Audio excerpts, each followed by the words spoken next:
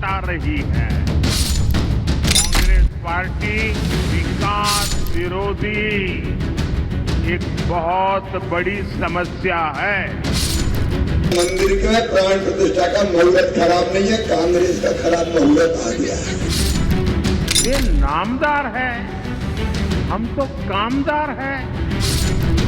OBC को जो मिलता था वो लूट करके उनको दे दिया। विनाश काले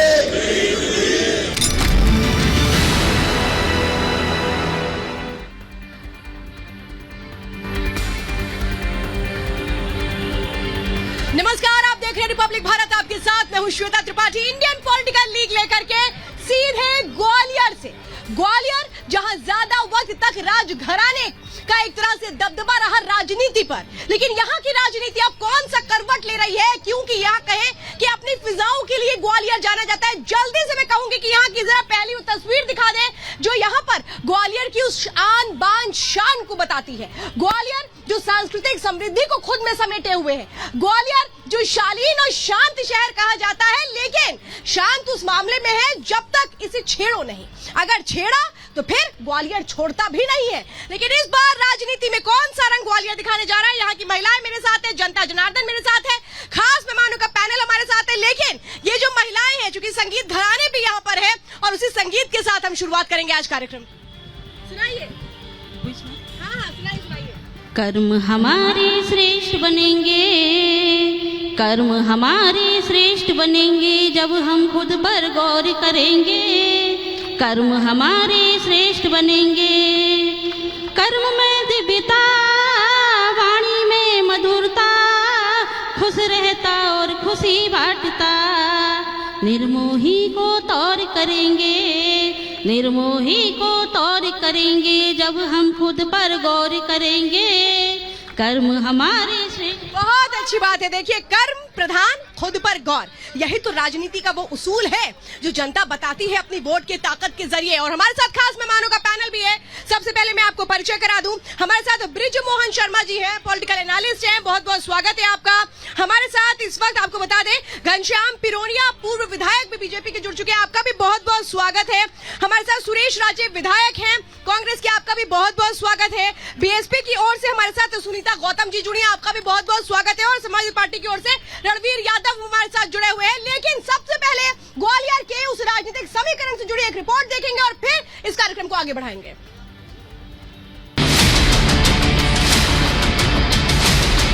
देश के विकास के लिए तो मोदी जी की बहुत जरूरत है। एक बार मोदी जी वापस आने चाहिए। हम तो मोदी जी के साथ ही जाना चाहेंगे। यूं तो ग्वालियर तानसेन की नगरी के नाम से मशहूर है, लेकिन इन दिनों लोकसभा चुनाव के मद्देनजर ग्वालियर में सियासी तान छिड़ी हुई है। मध्य प्रदेश की हर सीट पर बीजेपी ने सियासत की बिसात बिछा दी है, तो वहीं ग्वालियर सीट पर कांग्रेस ने जातिगत समीकरणों को साधने की कोशिश की है। देश के दिल में मौजूद ये सीट रियासत और सियासत का मेल है। इस क्षेत्र की पहचान राजघरानों से जुड़ी हुई है। ये सीट हमेशा से सिंधिया राज परिवार की छत्र छाया में रही है। यही कारण है कि यहाँ की राजनीति का असर न सिर्फ ग्वालियर बल्कि चंबल क्षेत्र में पड़ता है। ग्वालियर और चंबल संभाग एक दूसरे से सटे हैं। इस सीट पर हमेशा या तो सिंधिया राज परिवार के सदस्य चुनाव लड़े या उनके समर्थक, और जीत भी उन्हीं को मिली। लेकिन इस बार सियासी समीकरण कुछ बदल से गए हैं, क्योंकि बीजेपी और कांग्रेस ने ऐसे प्रत्याशियों पर दांव लगाया है जिन्होंने हाल ही में हुए विधानसभा चुनाव में हार का सामना किया है। खास बात यह है कि बीजेपी के प्रत्याशी भारत सिंह कुशवाहा सिंधिया राज परिवार के नहीं बल्कि नरेंद्र सिंह तोमर के खेमे से आते हैं। भारत सिंह कुशवाहा को टिकट देने के साथ बीजेपी ने अपने प्रत्याशी की जनता के बीच में पैठ बनाने के लिए भरपूर प्रचार भी किया। चंबल क्षेत्र में खुद पीएम मोदी से लेकर पूर्व सीएम शिवराज सिंह ने ग्वालियर में धुआंधार जनसभाएं की। मोदी ने कांग्रेस पर तुष्टीकरण की राजनीति करने का एक बार फिर आरोप लगाया है। कांग्रेस हक छीनने का षड्यंत्र समय से कर रही है। ओबीसी को जो मिलता था वो लूट करके उनको दे दिया। वहीं शिवराज सिंह चौहान ने राम मंदिर के मुद्दे को एक बार फिर उठाया और कांग्रेस को जमकर घेरा।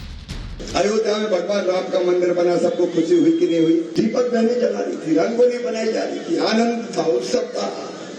लेकिन एक पार्टी रो रही थी, क्या नाम है उसका? जोर से बोलो। इस क्षेत्र में चुनाव जातिगत समीकरण तय करते हैं। ऐसे में यहाँ के वोटर्स को साधने के लिए एक और बीजेपी जमकर प्रचार कर रही है, तो कांग्रेस के प्रत्याशी के लिए कोई बड़ा चेहरा साथ नजर नहीं आया है। वहीं बसपा ने यहाँ अपना प्रत्याशी उतारा जरूर है, लेकिन इस सीट पर हाथी कभी प्रभावी भूमिका में नहीं रहा। अब देखना यही है क्या कहते हैं ग्वालियर के समीकरण, कौन बनेगा कप्तान और कौन रह जाएगा खाली हाथ। आईपीएल में पता करेंगे श्वेता त्रिपाठी के साथ। Bureau report, Republic Bharat. तो देखिए इस बार कप्तान कौन होता है और किसे खाली हाथ रह जाना होता है, ये ग्वालियर की जनता आज हमें बताएगी। और जनता मेरे साथ है, मैं कहूंगी तालियों के साथ अपना स्वागत कर ले और खुद एक तरह से कहें कि खास मेहमानों का भी स्वागत करें। तालियों की गड़गड़ाहट कम नहीं होनी चाहिए। सबसे पहले मैं शुरुआत करूंगी ग्वालियर के उन मुद्दों के साथ जो महिलाओं के लिए बहुत प्रमुख। एक महिला के नाते आप क्या कहेंगी, ग्वालियर में विकास हुआ, कितनी रफ्तार तय हुई, क्या आपको लगा? बहुत विकास हुआ है ग्वालियर में, बहुत अच्छा विकास हो रहा है और सब जनता जानती है कितना विकास। खुश है? हाँ बिल्कुल खुश हूँ। इस बार ग्वालियर में जो मुद्दे हैं महिलाओं के सम्मान के लिए और उसके लिए ग्वालियर में बहुत विकास हुआ है। ग्वालियर में नहीं पूरे देश में मोदी जी ने विकास किया है। विकास की जो लहर है वो भाजपा की लहर है, कांग्रेस वालियों को दिख रहा है। आप तो युवा है। मैं यही बोलना चाहूंगी कि बहुत विकास हुआ है जब से मोदी जी आए। लड़कियों के लिए, यूथ के लिए बहुत ज्यादा डेवलपमेंट हुआ है। बस मैं यही बोलना चाहूंगी, सारा विकास हुआ, बहुत खुश है यहाँ पे। हाँ भाई आप भी युवा है, बताओ क्या नाम है? आप पूछ क्या रही हैं पहले तो? आप नाम क्या है भाई साहब? पंकज है। खुश हो, युवा हो, आगे सपने क्या है? लगता है सरकार ये सपने पूरे कर देगी आपके? सरकार ने अभी हाल ही में कहा है कि जितनी भी यूनिवर्सिटी मध्य प्रदेश में कर रही है वो डिफॉल्टर हैं। तो जब यूनिवर्सिटी अच्छी नहीं है तो हम कैसे अच्छी ग्रेजुएशन ले पा रहे हैं? आपको भी नहीं लगता है युवाओं का भविष्य सुरक्षित? युवाओं का भविष्य बिल्कुल सुरक्षित नहीं है। चाहे कांस्टेबल की परीक्षा हो, चाहे पटवारी की परीक्षा हो, व्यापम परीक्षा हो, कितने युवा असमय काल कवलित हो गए, उनके ऊपर किसी ने कोई प्रश्न नहीं उठाया, सब फाइलें दब गई, न शिक्षा पे बात। देखिए भाई, हाँ आप बता रहे रोजगार विकास आगे। भाई साहब आप बात नहीं कर रहे, भाषा दे रहे हैं। आगे आओ। घनश्याम जी, मैं इस युवा को लेकर आ रही हूँ, ये सीधा सवाल कर रहा है, कह रहा है आओ आगे कि भाई यूनिवर्सिटीज खत्म कर दोगे, सब कर दोगे तो हमारा क्या होगा? आओ सीधे घनश्याम जी से बात कर लो, पूछ लो। मेरा ये सवाल है कि ज्यादातर यूनिवर्सिटी जो भारत की हैं, स्पेशली मध्य प्रदेश की, ज्यादातर डिफॉल्टर घोषित हो गई हैं और क्योंकि वहाँ पर अच्छी शिक्षा व्यवस्था नहीं है और स्पोर्ट्स का भी इतना अच्छा कोई सिस्टम नहीं है। हम लोग वैसे ही बेरोजगार थे, ऐसा लग रहा है कि फ्यूचर हमारा अंधकार में दिख रहा है। तो अभी तो रोजगार ही नहीं शुरू हुआ, तो बेरोजगार कहाँ से हो गए? तो पढ़ाई कर रहे हो ना? हाँ तो वो कर रहे हैं ना, लेकिन हमारे कॉलेज में। अच्छा भैया एक मिनट, घनश्याम जी बताइए, बहुत परेशानी होती है, बैग भी टांगे घूम रहा है, कौन सी यूनिवर्सिटी में हो तुम? हाँ बताओ सुन। किस यूनिवर्सिटी से आती हो? मैं माधव कॉलेज में पढ़ता हूँ। माधव कॉलेज कौन सी यूनिवर्सिटी में आता है? माधव कॉलेज शिवाजी यूनिवर्सिटी में आता है। तो शिवाजी यूनिवर्सिटी बहुत पुरानी यूनिवर्सिटी है, उस पर आप लांछन लगा रहे हो। मैंने नहीं लगाया, गवर्नमेंट ने लगाया।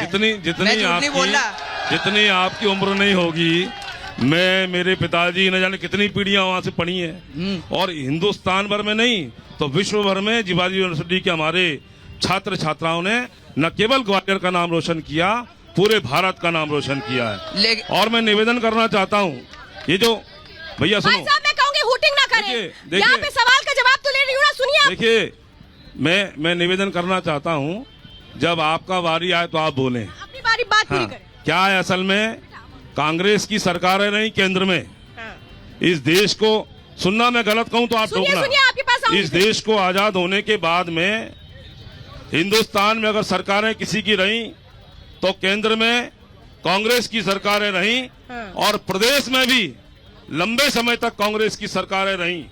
किसने हाथ रोके थे आपके?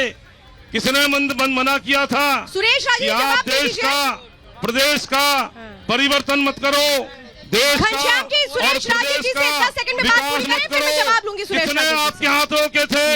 आपको चाहिए था सुनो कि आप विकास करें और केवल विकास का नारा लगाकर, केवल विकास का ढोंग का नारा लगाकर